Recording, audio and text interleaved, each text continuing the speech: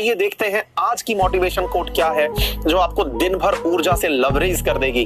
साथियों है, When you start seeing your worth, जब आप अपने आप की कीमत समझने लगते हैं, you will find it harder to stay around people those who don't.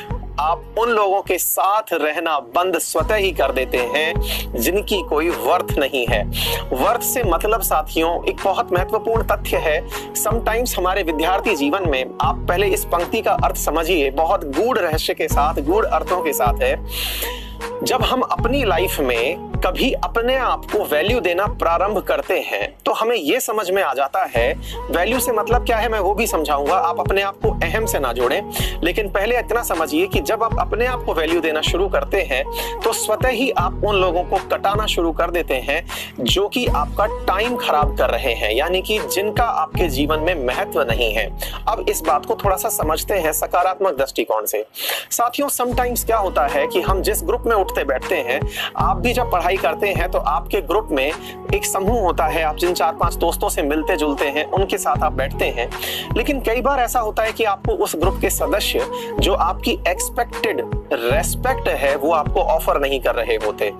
ऐसा इसलिए होता है क्योंकि आपने ग्रांटेड ले रखा है कि फलाना व्यक्ति जो आपके सामने बैठा है, जो उस ग्रुप में सबसे ज्यादा बातें कर रहा है, जो ज्ञान का प्रदर्शन कर रहा है, वो बहुत बुद्धिमान है। ऐसी स्थिति में आप पूरे टाइम उसके शैडो में जी रहे होते हैं। तो मेरा कहना है आप सभी साथियों से कि जब आप उस ग्रुप में भी अपना महत्व समझने लगेंगे, कहा है ना किसी ने कि भगवान भी भक्तों के बिना नहीं है, एग्जैक्टली वो ग्रुप भी आपके बिना नहीं है, ये मान के चलिएगा।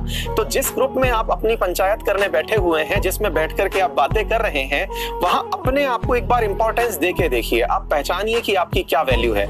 जिस दिन आप अपनी वैल्यू पहचानने लगेंगे उस दिन आप अपनी बातें रखना सीखेंगे, और बातें रखने का मतलब है आपका आत्मसम्मान, आपका स्वाभिमान बढ़ने लगेगा।